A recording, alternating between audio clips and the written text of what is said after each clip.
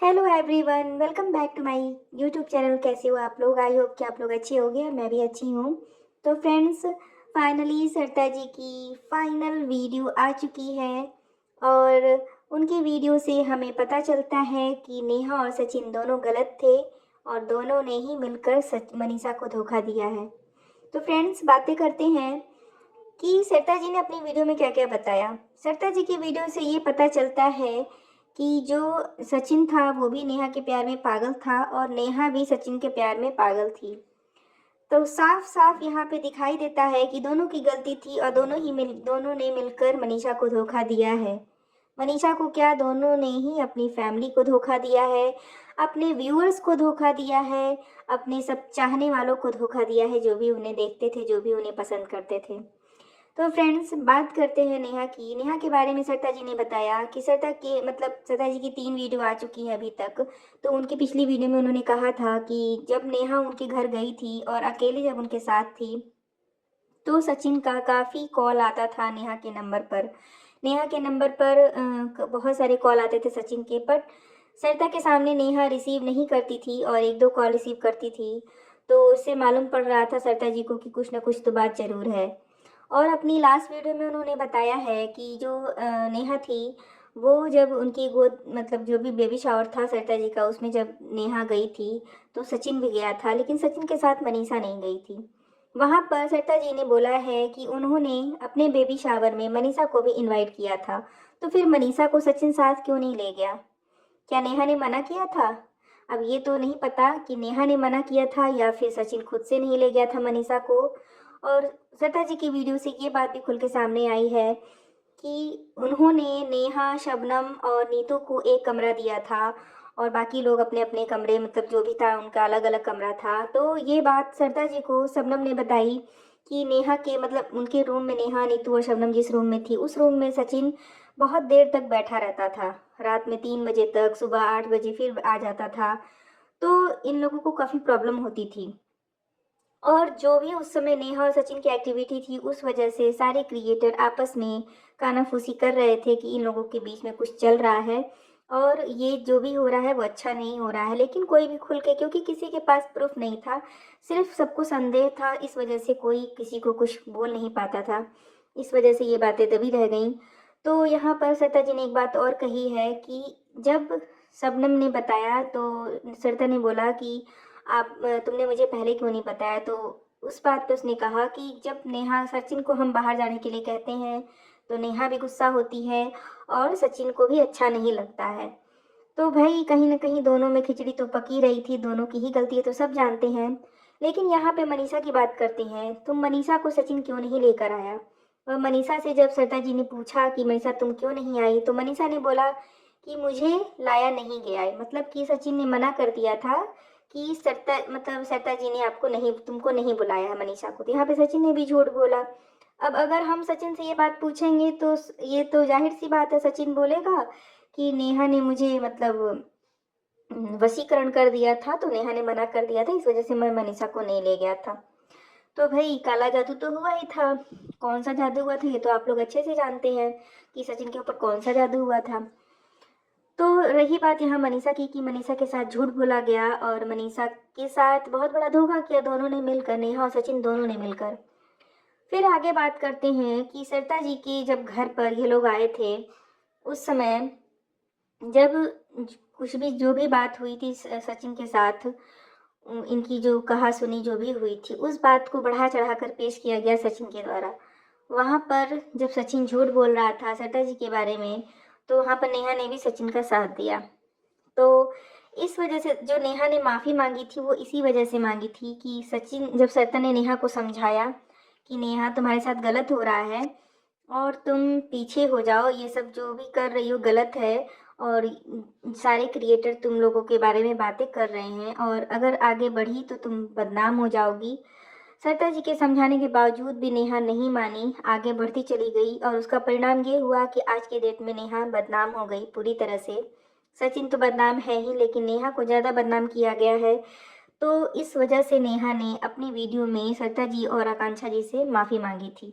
इसका परिणाम यही है कि नेहा नेहा को अब जाकर ये समझ में आया कि अगर वो उस समय रुक गई रहती उनके समझाने पर, तो शायद आज इस सोशल मीडिया पे और भरी मतलब ये जो यूट्यूब पर और हर जगह नेहा बदनाम ना होती।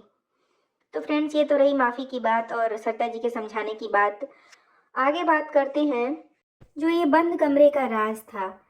जब से सचिन ने बोला था कि ये बंद कमरे का राज, बंद कमरे का राज, दवाई के बाद सबके मन में यही चल रहा था कि आखिर सरिता जी के घर पर बंद कमरे में हुआ क्या था, जिस वजह से सरिता जी काफ़ी गुस्सा हुई थी। जो भी था, तो उसकी भी बात आज सरिता जी ने खोल दी है, सारी बात क्लियर कर दी है कि उस दिन बंद कमरे में क्या हुआ था।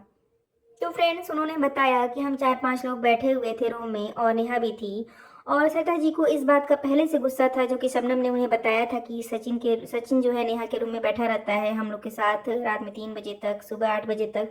तो ये बात का गुस्सा सरिता जी के मन में था, दिमाग में ये सब बातें चल रही थी। उसके बाद सरिता जी, नेहा, नीतू और 2-3 लोग और थे, उन लोग के साथ बैठकर कुछ डिस्कशन कर रही थी, कुछ अपनी शिकवा शिकायत जो भी था उनके मन में वो कर रही थी। उसी बीच अचानक अभी थोड़ी देर हुई रहती कि फिर से सचिन बिना नॉक किए उनके रूम में आता है और वो कहता है कि नेहा दीदी को दवाई देने के लिए आता है, उनके सर में शायद दर्द था, इसकी दवा देने सचिन आता है। तो जब सचिन आता है तो सरिता जी तो पहले से ही गुस्सा थी सचिन के ऊपर किसी और बात को लेकर।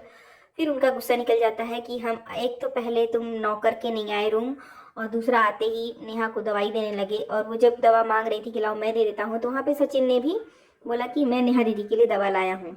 तो इस बात पे गुस्सा होकर सरिता जी ने उसे डांट दिया, बोल दिया। तो यही था बंद कमरे का राज, और सचिन ने भी इसे एक्सप्लेन किया था। सचिन ने अपने तरीके से एक्सप्लेन किया था, सरिता जी ने अपने तरीके से एक्सप्लेन किया। ये तो खैर रही इनकी बातें, लेकिन सरिता जी की बातों से पता चलता है कि दोनों ही एक दूसरे के प्यार में पागल थे और मनीषा को इस बात से बेवकूफ़ बना रहे थे कि हमारा तो भाई बहन का रिश्ता है और इस रिश्ते पर तुम कैसे शक कर सकती हो। इस वजह से मनीषा बार बार पीछे हट जाती थी कि हो सकता है कि शायद मैं गलत हूँ और मैं गलत सोच रही हूँ, शायद ये मेरा वहम हो सकता है कि मैं गलत सोच रही हूँ। सरिता जी ने इस बारे में मनीषा से बात भी की थी। अभी कुछ दिनों पहले ही जब ये मैटर उठा है, उसके बाद सरिता जी ने बात की तो मनीषा से पूछा कि मनीषा, जब तुमने मुझे बोला था कि तुम मतलब तुम्हें शक है नेहा और सचिन पर, तो तुम फिर पीछे क्यों हट गई? तब मनीषा ने कहा कि सरिता दीदी, मैं पहले से कंफर्म नहीं थी, इस बात को लेकर मैं कंफर्म नहीं थी। तो इस पर सरिता जी ने कहा कि देखो, जहाँ कहीं भी हो, अगर मनीषा के मन में कोई बात आती होगी तो वो नेहा से तो पहले बोलती नहीं होगी, वो तो पहले सचिन से बोलती होगी। तो जब सचिन से बोलती होगी तो सचिन को तो हम सभी जानते ही हैं कि सचिन कितना बड़ा खिलाड़ी है, दिमाग को कैसे डाइवर्ट करता है। तो मनीषा तो खैर ठहरी इतनी भोली भाली, तो मनीषा को तो 1 मिनट में डाइवर्ट कर देता होगा।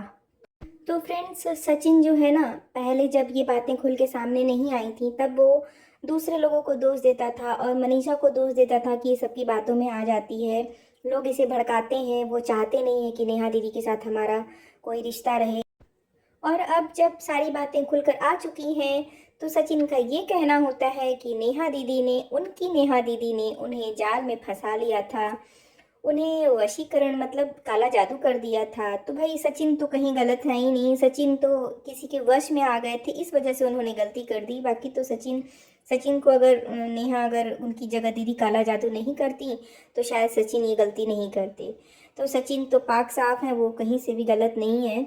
और अभी जो भी बातें खुलकर सामने आ रही हैं, जो जगह दीदी हैं उनके बारे में भी काफ़ी सारी चीज़ें खुलकर आ रही हैं सामने। और जेसिका जी की वीडियो देख लीजिए या फिर सरिता की वीडियो से पता चलता है कि नेहा गलत थी, और जेसिका जी की वीडियो से तो देखकर ऐसा लगता है कि मतलब दोस्ती के नाम पर कितना बड़ा धोखा दिया नेहा ने उनके साथ, जो कि उन्हें उनकी फैमिली ने उन्हें बड़ी बहन बनाकर रखा, बड़ी बेटी बनाकर रखा, और उसके बाद वो रिश्तों में ऐसी फंस गई जेसिका जी। उनको लगने लगा कि यार ये फैमिली कितनी परेशान है पैसों को लेकर, वाकई में इनकी आर्थिक स्थिति ठीक नहीं है।